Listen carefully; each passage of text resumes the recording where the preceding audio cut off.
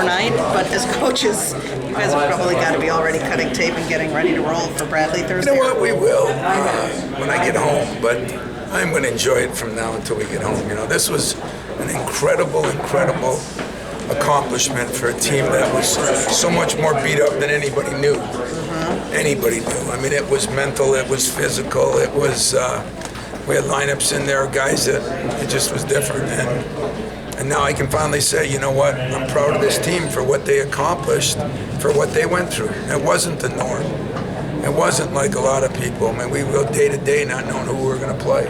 Tom, most quad one wins in the toughest conference. You win the regular season in the tournament and not even get the number 1-2 seed. Does that surprise you? You've been honest in the past, saying when you thought we got what we deserved and didn't. Yes, I have, and for a couple of years now, including 16. I think it was 16. I don't think we did. But today, I don't care. You know, the problem is that I'm upset about is I just don't think they looked at 20-game schedule. We played more than any other conference, and but wherever they want me to play, it has been easy all year. If they want me to play outside, I'll play outside. If they want me to play, it don't matter to me anymore. I'm not going to worry about it, but I am going to worry about it a little bit for our conference. You know, this is supposed to be the toughest conference in the country, right? Everybody's saying it, the 20 games, everybody's saying it.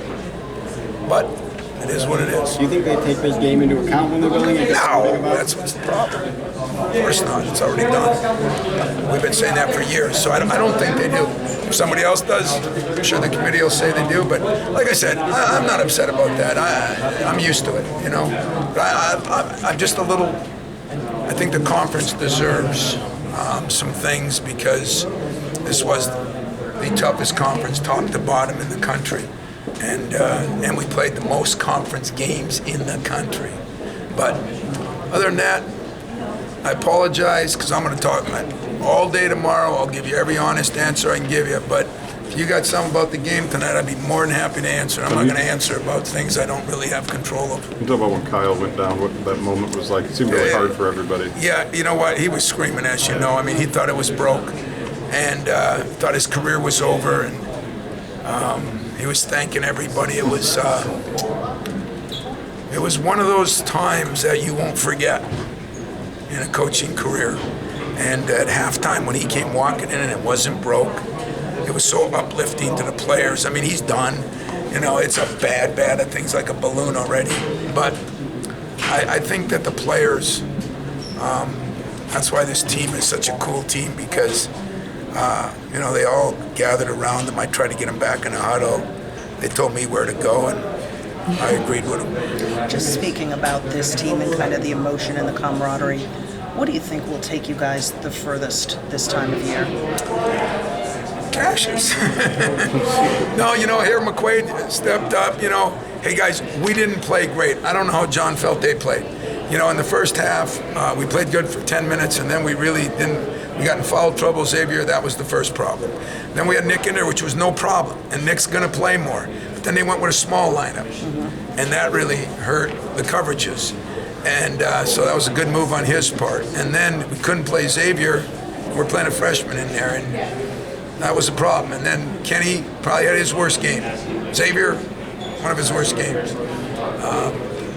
Cash, the first half, wasn't himself. And I think Michigan deserves a lot of credit for that, but we were missing coverages, Steve Smith sent me an incredible text today, and he said, don't worry about the physical. You'll be fine physically. Worry about the mental. And boy, was he right on the money. That shows he's a lot smarter than I am. Because the mental stress, whatever it was, we were making mistakes on coverages that we haven't made all year. And so Smitty was right. So Tom, you just told us how you didn't do anything right, but how did you beat Michigan for it? Well, because we hung in there and kept it at 8.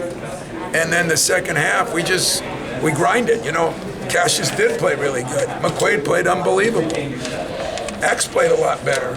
Kenny was pretty good defensively, and I think a guy that doesn't deserve any credit, because I told him he's a freshman, he doesn't deserve any, is Aaron, We put him on Brad Zekas, and that was a that helped us a little bit. I think Kenny's a little worn down too, and so we did play pretty well the second half. But Michigan played well the second half. I mean, that's a good basketball team, really is, and well coached. But so we got outplayed probably 2/3, like I said. But the third we played good. Were critical times, and one of them was at the end. What was the message? What was the message when it was 60-60 in the timeout? Did we have the ball, or they have the ball at that time? You had the ball, so Cassius ended up driving. Yeah. We did change something in the timeout. We instead of ball screening, we crossed him, and it gave him a little opening, and that's all he needs is a little opening. And so that was maybe my one good call of the day. Hey, Tom, right there, when it was 60-58, and maybe you've addressed this already, but you were in tears. You could see the emotions. Even in a game you were still down. Just what were you thinking watching your team? I was just so proud of them. I mean, and let me you guys all get on me how hard I am, and I don't mean this negatively or positively or any other way, but halftime wasn't pretty either. And we weren't playing good. I don't know what anybody wants me to say to a team when you're not playing good. But when people respond, and I've had this team respond time after time after time, because there is a relationship, player to player, coach to player, and God, you see it happen. And like Cash come over, he said, "You were right." I wanted to say no. I've done this for 30 years too, but appreciate the deal. And he did some things, but it's nice that I can call on a guy and he can respond after he's been challenged. That's what life's all about to me, man. That's what I love about my job. It's one of the things I love. Yes, I'm sorry. Championships obviously are hard to come by, but you've won 2 this season. Just talk about how special that is. You know what? The championships are special. I mean, I live for championships. I mean, it's winning games ended about 20 years ago for me. Winning games is good, but it's just not my cup of tea anymore, and that's kind of sad, but I think it's kind of good, I mean, you should aspire to be better each year, and the way you get better is to try to win a championship, try to do what only few can do, and we preach that every day, we talk about it every day, and I'm so proud of them for what they did and how they did it, how they hung together, and I told a couple of them, you're not coming out, so you'll pass out before you die. Don't worry about it. We're all good. So the win is over Michigan. Time for a couple more, guys. The third win. That's something that's never been done. And you talk about footprints. That's pretty big. Yeah, it's good. But, last year they beat us twice. I mean, not 3 times, but we haven't played 3 times that often. And anytime you beat your rivalry, it's good. But anytime you win a championship, it's better. So this is one time it superseded the win over Michigan. I mean, I know they went together, but the battle cry was to win a championship. And I'm proud of myself that I've done a little better job of not getting so involved in it in ways that it damages or hurts you. I think I must be maturing at my age. You mentioned about the switch, too, of putting Henry on Brazdeikis, and Aaron comes up with that block. Yeah. What went into that switch, and what did you see from Aaron? Well, I think it was DJ that said it, and I talked to Doug Wojcik last night, and myself, but DJ I think said maybe we should put Aaron on Brazdeikis. Kenny was struggling today, I mean Kenny had a tough day, and for Kenny, I mean he's been so good. I mean we wouldn't be here without Kenny. I mean just think how good he was against Wisconsin, but that's why a team is called a team. Somebody else stepped up, and he's a freshman, and I've been on him so hard too. And he said, "Am I still a piece of stuff because I'm only a freshman now?" I said, "Oh yeah, you still are. You got another, hopefully 2-3 weeks of that, and then you graduate." But Tom, what did you see out of Matt McQuaid today, especially since it's his senior year? What I saw to Matt McQuaid was a guy that probably, along with Josh Langford, works as hard as the Denzel Valentines. I mean, I've told you guys, some love it, some like it, some love it, and some live it. Matt McQuaid lives it. And if there's ever a guy that deserved to have happen what happened to him today, it's Matt. And, we asked him to do a lot defensively.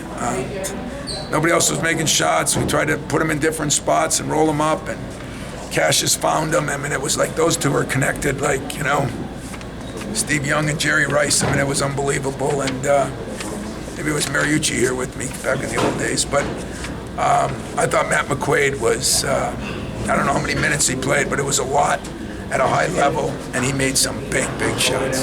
Tom, we talk about responses, and this team's had a lot throughout the year with everything that's happened. When you're walking out of that locker room going back to the second half, does any part of you question whether there is one more response left in the tank, just given what they saw just happen? Yeah, I did. You know, I did. I mean, you know, you get to that point of you got to make excuses. I asked them all the day, what do you want to do? Pre-game meal, what do you want to do? You know, you want to play for the tournament or you want to play the game? That sounds like a stupid question, but if you knew where my guys were at as far as physically, it was a good question to ask. Once they said we want to play the game, I said, you just gave me a license for 40 minutes of hell now, so you better hang on, because I'm not letting up. And you know what? They did, they responded, and I think they enjoyed it, and so did I. Tom, where does this team rank in the mental makeup or the mental toughness of other teams that you've had? Well, I mean, we've had different guys step up, you know. There'll never be a team like Cleves' team because he was so mentally tough, he scared me. And you know, Draymond, that 2009 team that went to the Final Four, you know, I really thought the 15-16 team with Valentine was special and unbelievable, but this is in the conversation.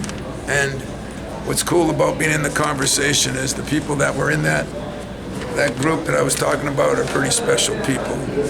I'm just excited that I got to coach these guys. It was part of the team prayer, you know. I've been blessed to coach these guys. They might not feel blessed to have me as their coach, but between the two of us, two groups, my assistants and their group, we got a hell of a year. Hopefully now we'll start grinding for the next part. All right. Thanks, guys. You watch the Iron Mountain game? I saw